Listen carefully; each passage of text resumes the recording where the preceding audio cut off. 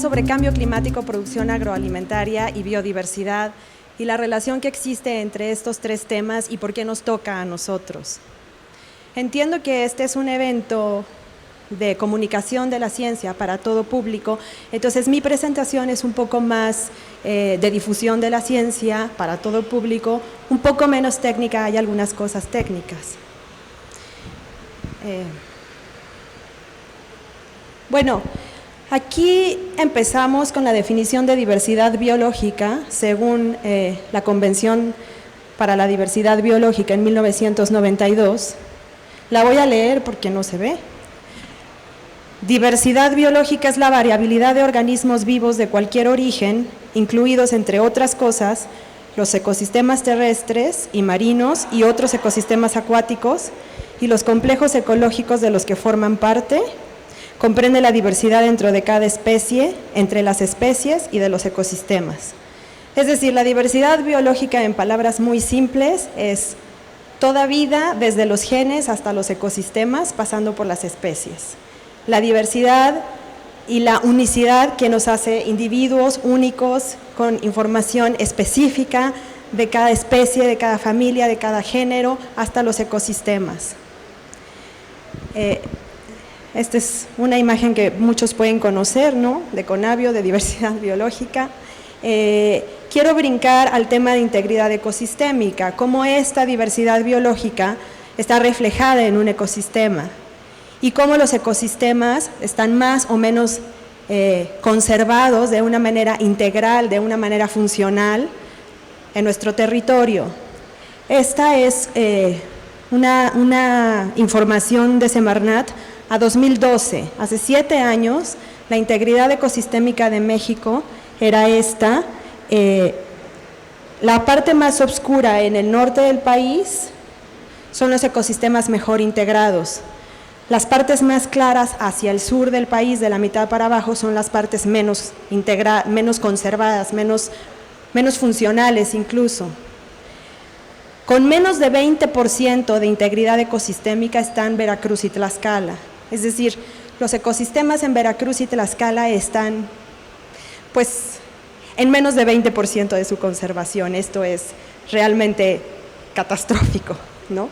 Si hablamos de la diversidad y de la complejidad que existe en los ecosistemas que están mucho más al sur del país, más cercanos al Ecuador. Entre más cercano está un país al Ecuador, más complejo y biodiverso es.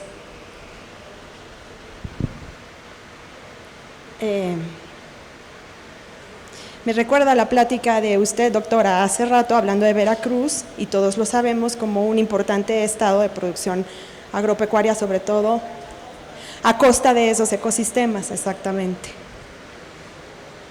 Bueno, en esta lámina solo quiero recordar, para los que no lo sepan, no sé si todos lo sepan, no quiero dar nada por hecho, México es el 5º país megadiverso del planeta.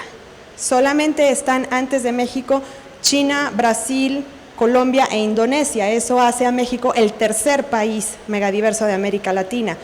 Pero si pensamos que China es infinitamente más grande que México, México toma una relevancia en cuanto a tamaño y en cuanto a presencia de biodiversidad, de recursos naturales.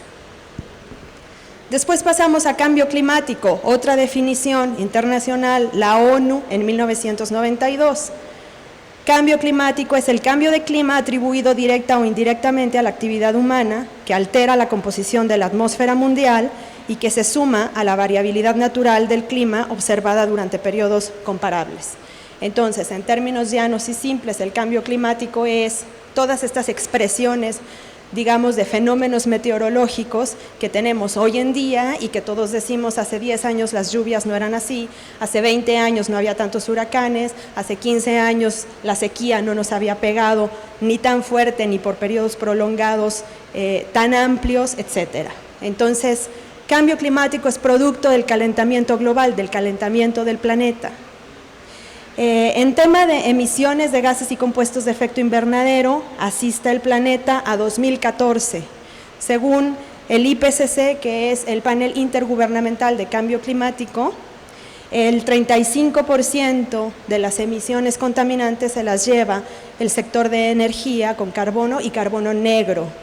Esto quiere decir este carbono que es muchísimo más contaminante, muchísimo más agresivo para los océanos y para los suelos, muchísimo más difícil de absorber porque sus componentes son distintos al carbono que se produce en 24% por la agricultura, los bosques y otros usos de la tierra.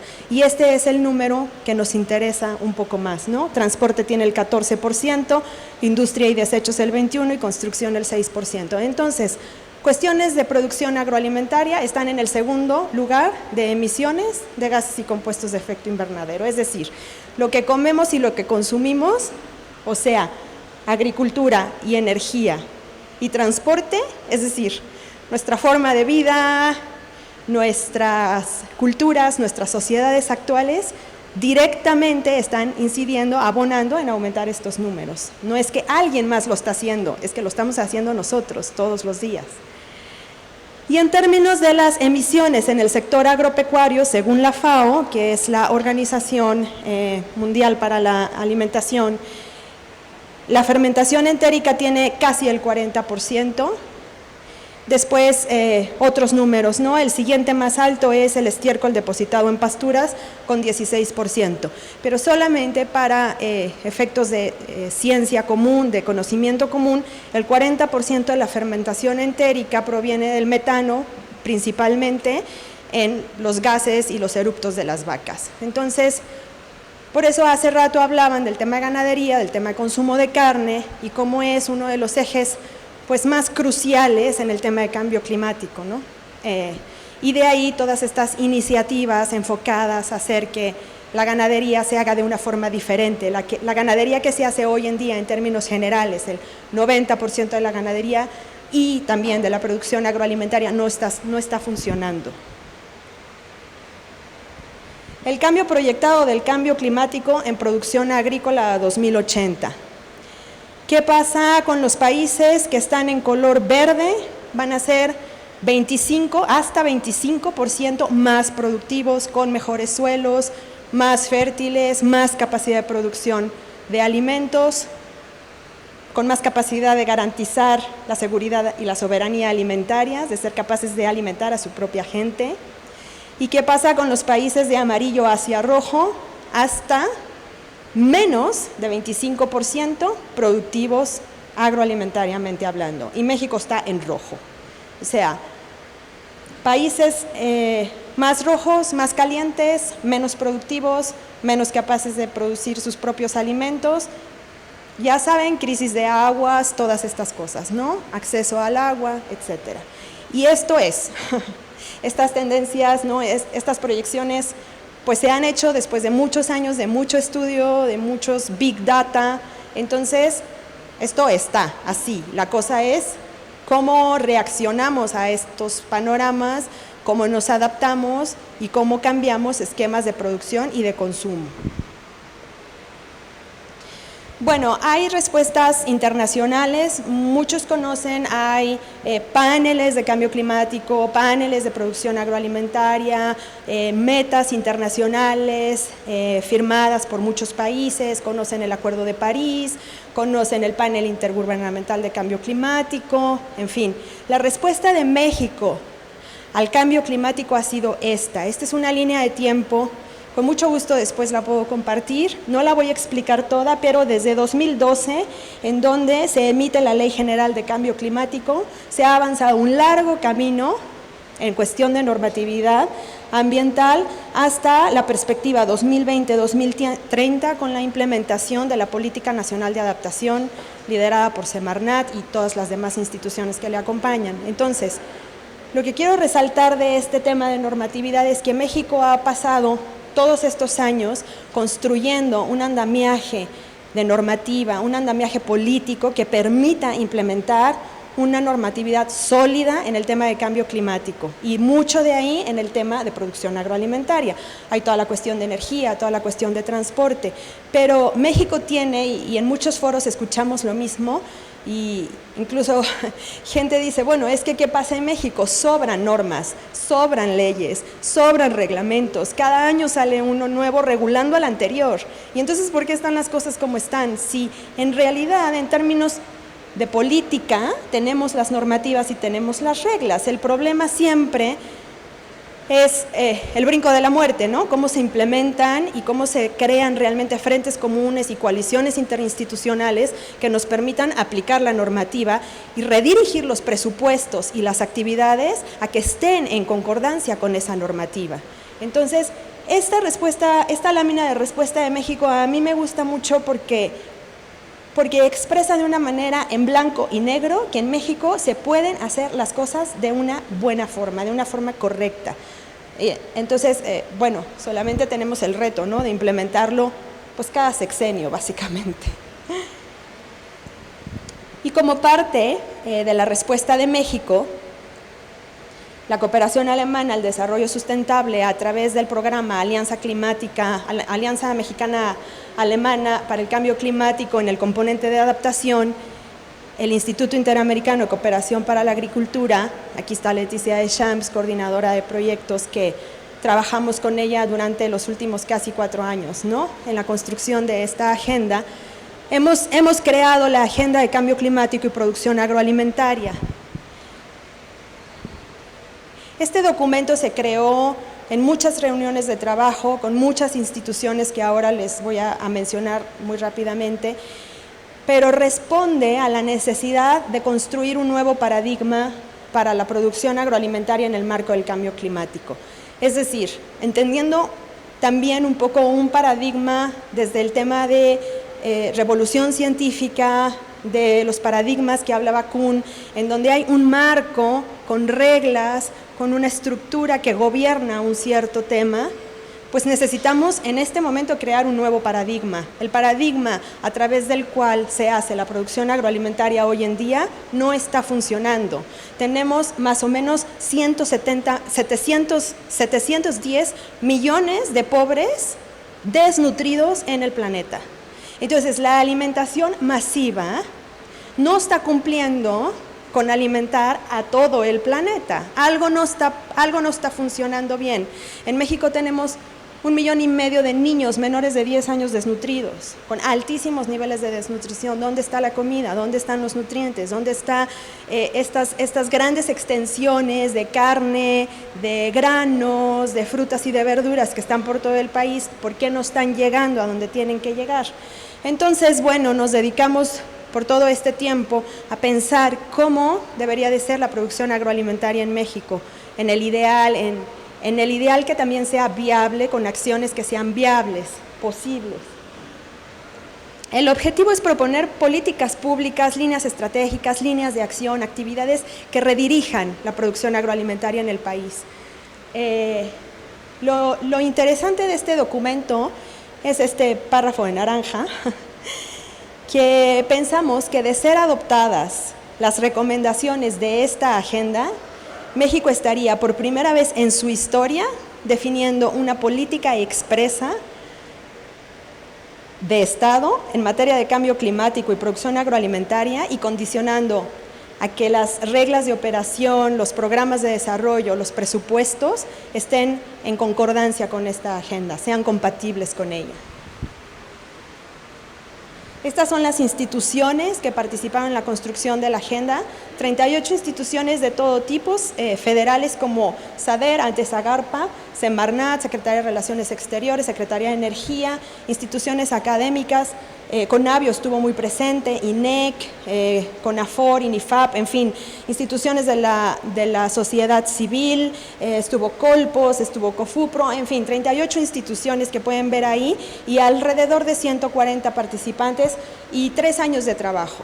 Nos reuníamos una vez al mes, a veces una vez cada semana, reuniones cortas, reuniones maratónicas, varios talleres de trabajo de 2 días. Y esta es la estructura de la agenda, en términos generales. Tiene ejes temáticos, ejes transversales, ambos con líneas estratégicas, líneas de acción y actividades, de tal manera que en total la agenda tiene 27 líneas estratégicas, 76 líneas de acción y 319 actividades. También destinamos un tiempo importante a construir un sistema de indicadores para la agenda, porque si tenemos un documento que dice cómo hacer las cosas, pero no estamos proponiendo cómo medir, entonces le falta una pata a la silla, ¿no? Y es un documento endeble que se puede caer. Entonces, estos 263 indicadores tienen una hoja metodológica cada uno. Esto quiere decir que cada indicador te dice cómo se debe de hacer el indicador, qué fórmula tiene, qué datos debes de obtener, con qué instituciones, cómo se debe de reportar, etcétera. Entonces, bueno, en general esto es la Agenda de Cambio Climático y Producción Agroalimentaria. Es un documento que hemos estado pues gestionando, promoviendo, compartiendo, y del cual también se derivan varios proyectos, entre ellos una serie de capacitaciones en cambio climático y producción agroalimentaria que dimos precisamente una con COVEN, el proyecto de Juan Carlos que mencionaba hace rato, fueron una de esas capacitaciones. Y hemos trabajado con el sistema de extensionismo, hemos trabajado con muchos productores en varias alianzas, en varios estados del país, compartiendo el tema o el vínculo entre cambio climático, producción agroalimentaria y biodiversidad. Otro es un proyecto importante de medición de la implementación de acciones con el SIAP. El SIAP es el Servicio de Información de Producción Agroalimentaria de la SADER, en donde tienen unos mapas increíbles que tú picas en Zacatecas, picas en un municipio, picas en una comunidad y te dice qué se siembra, qué se produce, cómo, cuánto dinero hay ahí, cuántos actores, etcétera. Y entonces estamos pasando algunas actividades de la agenda a esta plataforma para que se puedan monitorear, se puedan generar indicadores de esta concepción de Big Data, ¿no? Y para llegar al tema de biodiversidad y comida, aquí el eslogan de esta semana, de la 9ª semana, es nuestra biodiversidad, nuestra comida, nuestra salud. Solo tengo estos dos ejemplos nomás, pero muchos aquí saben que México es centro de origen de muchísimos alimentos y que hay una variedad enorme en términos de gastronomía y de producción de alimentos. El maíz, solo voy a decir estos poquitos datos, domesticado hace 8,000 años. Domesticado quiere decir que desde hace 8,000 años mujeres se dedicaron a entender, en su mayoría mujeres, a entender cómo funcionaba ese cultivo, esa semilla, cuál era la que se elegía, cuál era la que más resistencia tenía, cuál sobrevivía a los temporales, cuál no, cómo crecían mejor las plantas, cómo se hacía una tortilla, entonces hicieron un metate, entonces comprendieron que los granos se tenían que... Toda esa historia en la que hoy nos llega una tortilla a la mesa tiene 8,000 años de historia. Fue domesticado en Mesoamérica, México es centro de origen con 60 variedades criollas, entonces la tortilla que ustedes se comen, no sé si sepan de qué maíz viene, de qué variedad, si es criolla o no. Ahí tenemos una nueva variedad maseca, ¿no? Tiene unos genes nuevos que prometen muchas cosas. ¿Qué tortilla come México? ¿Qué maíz se cultiva en México? Ayer estábamos en otro foro, en una plática increíble sobre maíz palomero. Hay 8 variedades de maíz palomero. ¿Por qué todos comemos maíz transgénico gringo de palomitas? ¿Dónde están las otras 8 variedades de maíz mexicano palomero? Y unas mazorcas espectaculares, unas grandes, unas gordas, unas flacas, los granos, unos picudos, unos más redondos, otros más planos. Es un paraíso de diversidad genética. México es el 8º lugar en producción mundial y uno pensaría, caray, que no es el primero. No, México no es el primer lugar en producción de maíz. Y ahí también surgen un montón de preguntas para entender, para analizar, para saber, para preguntarnos qué estamos haciendo.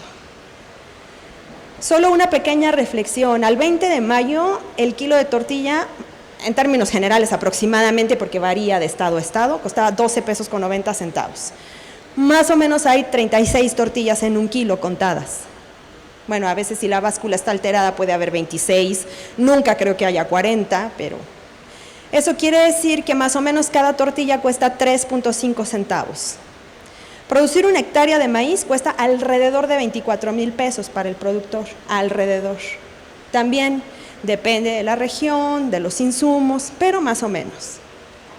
Y más o menos toma 150 litros de agua, todo el ciclo de producción de maíz. También depende de cuestiones de evaporación, si es un lugar más caliente, menos caliente, etcétera. Pero más o menos esos son los números. Y una hectárea de maíz da más o menos de 2 a 8 toneladas de maíz. Eso es en toda la República. Entonces, ven, la variabilidad de producción es enorme. Una comunidad, un productor en una hectárea puede producir más o menos 2 toneladas y otro, en otra región del país, puede producir hasta 8. Y la pregunta para vincular con el tema de biodiversidad y de la biodiversidad que está detrás de nuestra comida es, si estos 8,000 años de domesticación, si estas 60 variedades criollas, si estos 150 litros de agua, que no salieron de una llave, ¿no?, ni de un garrafón, hay todo un ciclo hidrológico detrás, hay montañas, hay cuencas, hay bosques detrás de esos 150 litros de agua. Y esas 2 a 8 toneladas de producción cuestan más o menos 3.5 centavos de tortilla. Y es un poco la reflexión de entender que el costo no tiene nada que ver con el valor, son cosas distintas. Una cosa es el valor de toda esta diversidad biológica, genética, y otra cosa es el costo. Entonces, ¿qué estamos haciendo en México con la producción agroalimentaria? Que estamos poniendo el foco en el costo y se nos está olvidando el valor, se nos está olvidando lo que hay detrás, lo que está costando, ahí sí, costando a los ecosistemas producir esta comida. Entonces, lo mismo pasa con el frijol más o menos, ¿no? Aquí el precio es más descabellado porque 1 kilo de frijol en mayoreo a productor más o menos cuesta 16 pesos y el paquetito ese de esta marca Verde Valle que todo el mundo compra en el súper pagan hasta 46 pesos. Todos los que compramos frijoles en el supermercado, ¿no? Entonces, eso es descabellado. O sea, 46 pesos ni siquiera con esa desproporción de precio paga los 200 litros de agua que se necesitan en un ciclo de producción de frijol. En términos de ganadería sostenible, yo no voy a hablar de cuestiones técnicas, ya las hablaron mis antecesores, va a hablar Juan Manuel también de eso. Yo quiero hacer solamente esta pequeña reflexión alrededor de ganadería sostenible. Ganadería sostenible es lo totalmente opuesto a la ganadería extensiva tradicional. Aquellas vacas que se acaban el pasto aquí, avanzan para allá. Se acaban el selva ahí, avanzan para allá. Se acaban el agua allá, y van así rondando por todo el territorio, cada vez carcomiendo más ecosistema. Esa es la ganadería extensiva tradicional, ¿no? Grandes extensiones, básicamente con pasturas o pastos pobres, sin biodiversidad, y ahí están las vacas pastando, ¿no? No sé, tal vez alguna de estas fotos les recuerda a estas vaquitas muy lindas, con manchas muy delineadas, en pasturas perfectamente recortadas en Suiza. Y entonces quieren un quesito suizo, ¿no? Porque viene de una vaca feliz. No sé qué tan feliz y no sé qué tan bueno es ese queso, pero esa es la ganadería extensiva. A diferencia de la ganadería, estos todos son básicamente sinónimos. Ganadería sostenible, ganadería regenerativa, ganadería climáticamente inteligente, ganadería holística, ganadería silvopastoril. ¿Qué tienen en común estos tipos de ganadería? Estas cosas. Producir probablemente más, no estamos seguros de que el objetivo es producir más, pero sí mejor. Sí en más armonía, sí en más respeto, sí en más ventaja para los productores. Aumentar la rentabilidad, que está directamente relacionado con el productor, es que los productores no pueden seguir produciendo como producen, ganando lo que ganan, porque estamos acabando con todo, empezando por ellos. Ser un agente activo de cambio y de ejemplo de cambio, porque no solamente se trata de que la ganadería sostenible cambie sus formas de producir, sino que se convierta en un ejemplo de cambio y que sea replicable a nivel nacional e internacional. También tiene un objetivo de mitigar emisiones, muy importante conservar suelos y todavía más importante mantener o recuperar biodiversidad. Y también todo el tema de ayudar a cumplir los compromisos nacionales e internacionales a los que México está suscrito. Y entender en el marco del cambio climático como la ganadería es una víctima y es un victimario. Por un lado, todo mundo a favor de la biodiversidad, es que las vacas, es que el metano, es que la ganadería. Pero por el otro lado también es uno de los sectores más vulnerables al cambio climático, es una víctima realmente del cambio climático con todos los fenómenos extremos, ¿no?, derivados del cambio climático. Y lo más importante en el tema de ganadería, creo que es para mí muy importante resaltar, es la importancia de medir, de tener datos científicos confiables, veraces, sobre la producción sostenible, regenerativa, holística, climáticamente inteligente, la que quieran. Es decir, realmente este proyecto, este productor, este predio está manteniendo o conservando biodiversidad. ¿Cómo lo sabemos? ¿Dónde están las mediciones? ¿Dónde están los números? ¿Dónde están los sistemas de monitoreo, reporte y verificación? ¿Realmente está mitigando gases y compuestos de efecto invernadero? ¿En dónde están las mediciones? ¿Realmente mejora la calidad de vida de los productores? El otro día leía un reporte de la organización de la FAO, creo, no me acuerdo de dónde era el reporte, pero decía que Nueva Zelanda da más o menos el 1% de subsidio a sus productores. México, no sabemos. Es decir, países que son grandes productores, sobre todo de vacas. Nueva Zelanda produce una cantidad impresionante de lácteos, es de los principales productores del mundo, con 1% de subsidio. Y en México siempre estamos buscando cómo hacemos para tener más subsidios, porque el campo está en pobreza. Entonces, el paradigma no está funcionando. Tenemos que tener sistemas, mecanismos y herramientas rigurosas, sistemáticas, que generen conocimiento científico para mejorar la toma de decisiones y que contribuyan al reporte de México en los compromisos internacionales. Tenemos que medir, tenemos que saber con números y base científica qué estamos haciendo bien. Todo interactúa en este tema y me gusta esta 9ª Semana de la Biodiversidad porque realmente vincula el tema de biodiversidad, de alimentación y de salud. Dice el dicho que somos lo que comemos. Entonces, tenemos que pensar bien este acto que hacemos de meternos cosas a la boca, de dónde vienen, cuál es su trazabilidad, dónde se originó esa carne, dónde se originó esa verdura, dónde se originó ese pescado, en el marco de qué está producido. Mi consumo, qué impacto genera a esa biodiversidad que hay detrás. Y finalmente, no podemos pedir a los productores que produzcan de una manera diferente si los consumidores estamos consumiendo de la misma manera que siempre. Entonces, no podemos pedir proyectos sostenibles, que conserven biodiversidad, que sean amigables, pero yo me siento muy bien cuando voy a Costco a comprarme un rack de costillas de cordero australiano. ¿Por qué comemos eso? ¿Por qué no comemos borreguito de una producción sostenible de una señora que hicimos el esfuerzo de conocer? Porque yo ayer decía, participar en la lucha contra el cambio climático no es fácil, mantener nuestro estilo de vida de siempre tampoco es fácil, implica un pequeño esfuerzo. Y la pregunta es si estamos desde la institución, desde la ciencia, desde la institución de gobierno, pidiendo acciones para el cambio climático, o si las estamos implementando nosotros mismos también. Entonces, lo que está en nuestra mesa tiene una historia de biodiversidad de miles de años, 8,000 años una tortilla, 8,000 años un frijol. Lo que comemos tiene 8,000 años de historia al menos.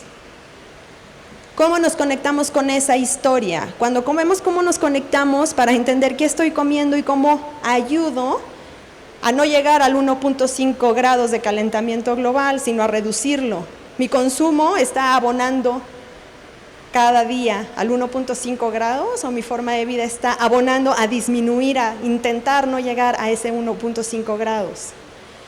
Solo estas preguntas para reflexionar: ¿qué como? ¿Qué compro? ¿Qué tiro? ¿Cómo vivo? En el marco de biodiversidad, producción agroalimentaria y cambio climático. Muchas gracias.